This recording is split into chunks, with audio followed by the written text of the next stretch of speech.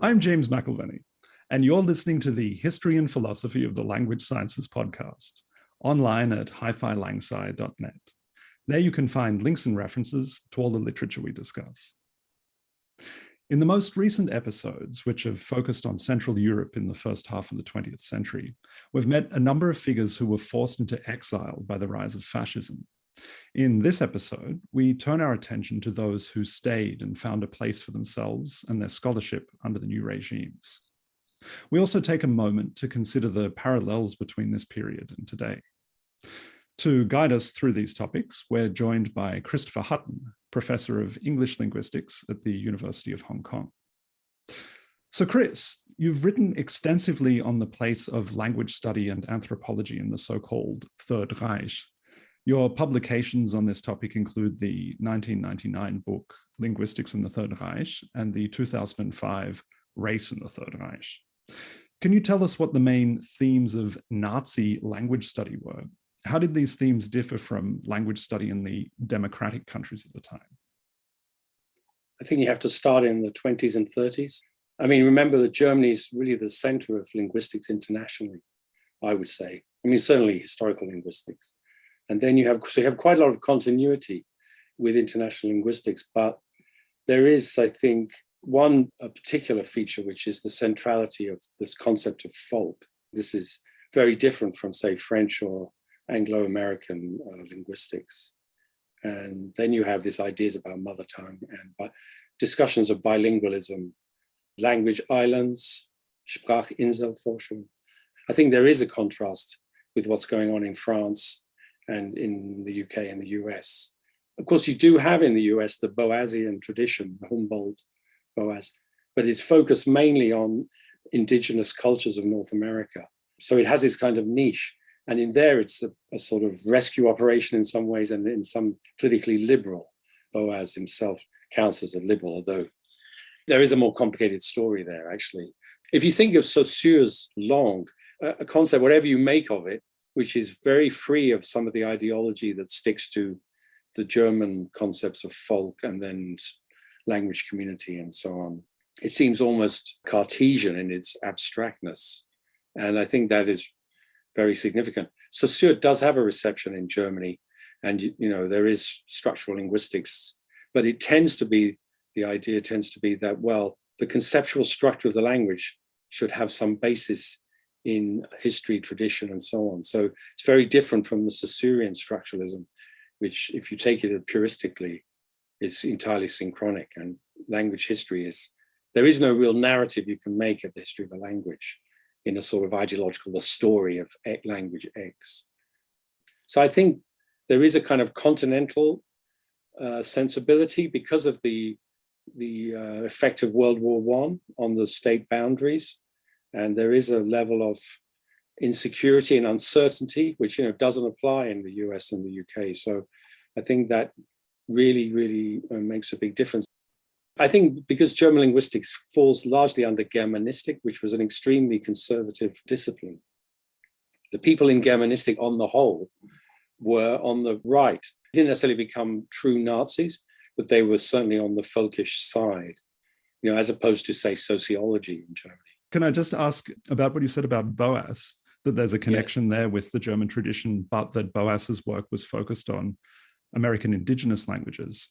Do you think that there's still a connection there, though, with how the Germans, the sort of German nationalists in Nazi Germany conceived of themselves? Because if you go back into the 19th century, there's a lot of sympathy, especially in German pop culture, with the plight of indigenous people in America. Like if you think of the novels of Karl May, for example, there's also this sort of German scholars' fascination with like Tacitus's descriptions of the Germanen and so on as a sort of indigenous people on the edge of civilization.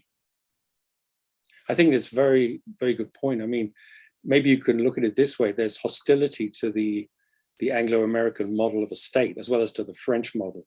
And so these are seen as assimilatory and lacking a kind of organic basis. So they're capitalist, or based in law, in some kind of common law, which is an individualistic system and promotes, in a way, a social movement, and also sees sees property as something, as a resource to be exploited. So I think, yes, I think that's a really good point. And although Boas, being Jewish and also politically liberal, ends up attacking the Nazis, there are parallels there. And you could put it under hostility to modernity in a way. I mean, Sapir has some of the same point. The ideal, the Native American fishing in that tranquil way, free of the pressures of the modern industrialized world, the timetable and so on. I mean, it's an attractive image to everybody, but I think this form of romantic primitivism or whatever is very powerful in Germany. And it also spills over into Celtic studies, and the affinity to Celtic music, culture, again, in opposition to this hostile common law English state, colonial settler state, which then threatens to obliterate diversity. It's true that common law gobbles up diversity. Look at Australia because of the terra nullius doctrine. Although once you're inside the common law, it may protect you. But if you're faced with it coming at you, it's actually really brutal. I mean, they'd had a point, I think. Yeah. So on this point of Celtic studies, one of the major areas of applied linguistics that thrived under the National Socialist regime, because it aligned very well with the regime's interests, was the issue of minority language rights. This was very prominent in Celtic studies, as you mentioned. So first of all, in Germanistic, there was the issue of Auslandsdeutsche, so that is German speakers who were living outside the political boundaries of Germany, so predominantly in Eastern Europe, but also in migrant communities in North America, in the United States. But the issue of minority language rights was also deployed against the enemies of Nazi Germany, and this is where Celtic studies comes in alleged solidarity with oppressed ethnic groups, such as the Bretons in France, the Welsh and the Highland Scots in Britain, and the Irish in Ireland. So the Republic of Ireland was already an independent country by this stage, but the historical tensions between the Celtic-speaking Irish and the English colonial regime were still there. And Ireland itself was, of course, neutral in World War II. But was this scholarship in Germanistic and Celtic studies really entwined with the Nazi ideology, or was it just an opportunistic appeal to the interests of the regime in order to secure funding and political support? Well, I think the affinity was sincere. I mean, I think there's a guy called Ludwig Mühlhausen, there's Leo Weisgerber, and there's other figures, I think Willy Krogman. So they really, I think they had very deep affinities to this Celtic culture, and they were very hostile to what the British had done or were doing in Ireland. So I think there is a sincere element to it. I think there is also an opportunistic element. If you look at Heinz Kloss, who was much more concerned with Germans, overseas Germans or Germans outside the Reich, but he did get a lot of funding. He had these independent research institutes. Another way to look at this question is to look at the East, actually. Michael Burley wrote a brilliant book called Germany Turns Eastward, and it's about the scholarship of the Slavic East, mainly Slavic East. And what you can see there, I think, is a mixture in policy terms of getting people on board, so appropriating, assimilating, and also kind of settler colonial ambitions. So, some Ukrainians are working with the Nazis, and then you have the Latvian SS, you have collaboration. But in the long run, I guess there was a plan for the whole of Europe, a mixture of ethnic states in the West and settler colonialism in the East. And how exactly that would have worked is unclear. But some people, Rosenberg was saying to Hitler, the Ukrainians hate Stalin. But Hitler was, not, because Rosenberg was from the East. And I think Hitler was, on the other hand, much more interested in a kind of scorched earth policy because of this settler ambition. But they did have a European plan, and I think it did include a more natural ethnic ecology of Western Europe, which would have been, I presume, ethnic states under Nazi sort of tutelage, so sort of patron states, or I don't know. I think they didn't know themselves, really. And certainly Leo Weisgerber was active in Brittany. There was an attempt to use Flemish nationalism. Certainly from the academics, I think they were sincerely interested because they distrust basically the modern nation-state form because it's not organic. But I think there is an overriding cynicism, in the higher levels of the Nazi party. It wouldn't have been a great deal for them in the end. The ruthlessness of it is such that the kind of autonomy they would have got would have been very, very thin. So again, I think the idea of drawing clean lines is underlying all of this, and back to the sort of organic state. But they don't have the intellectual answers, actually.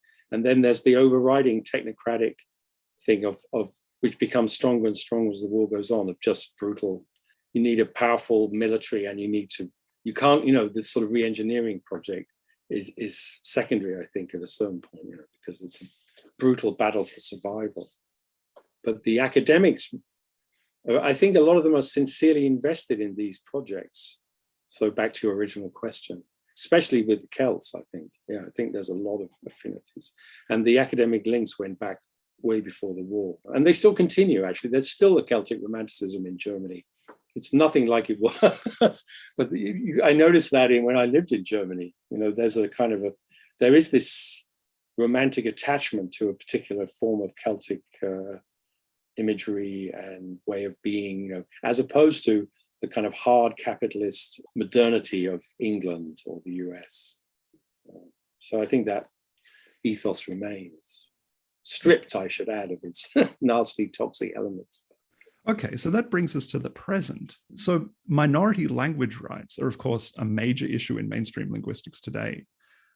But the focus today is perhaps on indigenous languages in places that have been subject to settler colonialism, such as North and South America and Australia. So that sort of project that Boas was engaged in back in these days. But also in Britain and France, the rights of speakers of Celtic languages are very much on the agenda and have managed to win some government support. And even in Germany, some small minorities, such as the Sorbs in the Lausitz, in Brandenburg and Saxony, who speak a Slavic language, have been able to gain official support. But today, minority language rights are usually considered a progressive issue, an effort to counteract the deleterious effects of colonialism and the aggressive spread of hegemonic cultures. So how can an issue like this have such different, even diametrically opposed political associations in different historical contexts? I think one of the keys to this is that the language minority politics of Europe between the wars and into the war is about territory. So the whole tension underlying it is, whose territory is this? And basically back to the organic state, if you want to consolidate and survive and not to lose parts of your folk, then it seems that you need political power in those regions in order to protect that. So obviously the Germans are hurting because they've lost a lot of territory, and a lot of their speakers are now citizens of other states. So the whole issue is explosive at the level where people are going to be killed if this, in a way to bring about this kind of ideal state. You're going to have to move people or kill them. So it's very different from the sort of post-war US, where it's about an argument about cultural space or about legitimacy or access to social mobility. And so there's no underlying murderous potential to that. There's a lot of social tension around it. So I think that's one difference.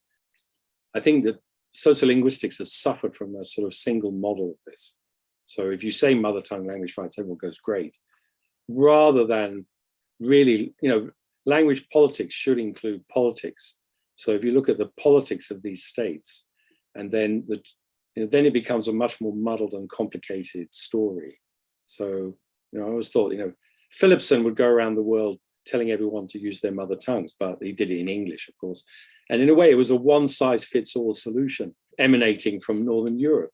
So my problem, in a way, is that we don't look enough at the actual politics, the real governmental system, the structures, the resourcing, and all the effects that so people can praise, pat themselves on the back for saying I support language rights, but they don't actually cost it in any way, politically or economically. Maybe it's the problem with the identity left now, that it's not interested in economics. Somehow it lost. When I was growing up or when I was young, Marxists and leftists would talk about economics all the time. Now they only talk about identity. And it seems to me this is a problem for sociolinguistics. I think it's good, it's obviously progressive and better.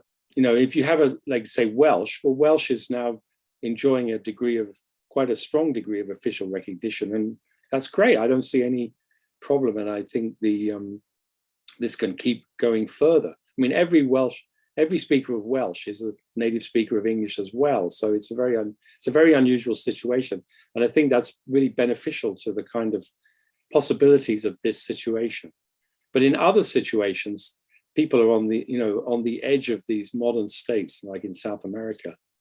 I don't know. I mean, it's very easy to sit here and go that they should keep their languages and cultures, but modernity is a brutal. I mean, well, the Welsh are in modernity, and then whereas for say in Brazil or these Amazonian peoples, getting into modernity will destroy their cultures.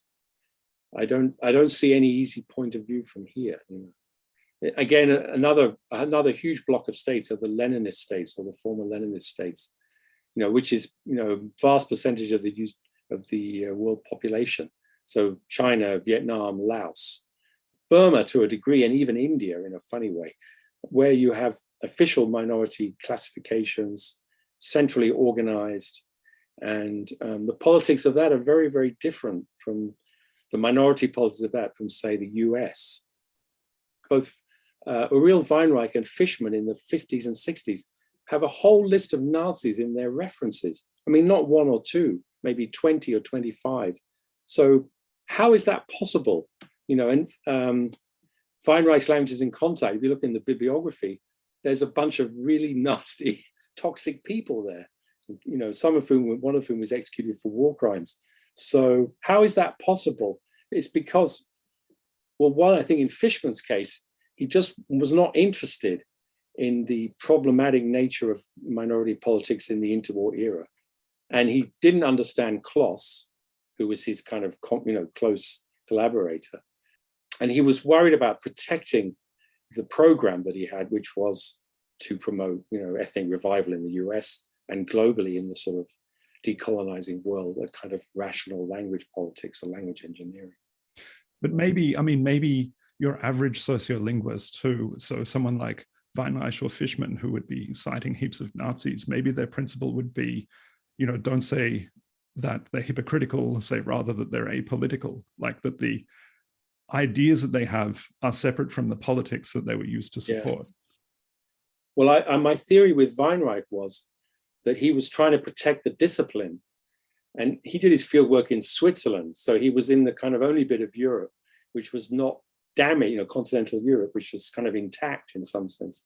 And I think he was such a sort of straight guy and a high-minded guy that I think he felt it was beneath him to kind of lay into these guys. But I pointed out in this article, Max, his father, wrote one of the first books on Nazi scholarship and was scathing in a letter quoted by another scholar about Franz Berenek, who was one of the Germans who worked on Yiddish, so calling him complicit in murder and so on. So there is something strange about that. And Fishman, I think, was protecting, or maybe he didn't know. I don't know whether Weinreich gave him the references. He certainly knew about Schmidt-Rohr, Schmidt-Rohr's complicated evolution, because in 1932, Schmidt-Rohr got into political trouble for seemingly suggesting that language could create folk. And then he kind of reoriented himself to kind of get past the sort of Nordicist attacks on him. But he's no liberal, And then Kloss with Fishman, it's a funny story, actually. I think that all fades away. I mean, after this, I think Fishman, it all kind of dribbles out that he doesn't cite any more German sources. Again, noting that because German language sources were the key to the history of linguistics, until the Second World War, right? So in a way, it's mapping the end of German dominance and the rise of the US as the preeminent linguistics power, I guess. Yeah. What a claim to fame, preeminent linguistics power. It's not quite as impressive as being, the greatest military power or economic power. True, but I think, but it goes together a little bit, because look at the US university system, and then because of the 60s expansion, it really took off, and sociolinguistics has a kind of virgin birth, I think, in the 60s. They kind of, as if there never was a European background, There's something slightly odd about it. And Kloss is there in those one or two of those meetings, with Heinz and all these Gumpers, all these figures. And there's the empire, the British Empire, which was a key place for linguistics research. And then there's, Central and Eastern Europe. the massive amount of literature on the ethnopolitics of Eastern. But then sociolinguistics comes along. It's the very US thing. It's like we're going forward, technocratic, and then rights and equality. And so it kind of sets itself going, I think, often without really looking back. Okay. Oh, well, that's probably a good note to end the interview on. So thank you very much for your answers to those questions. Okay, thanks very much.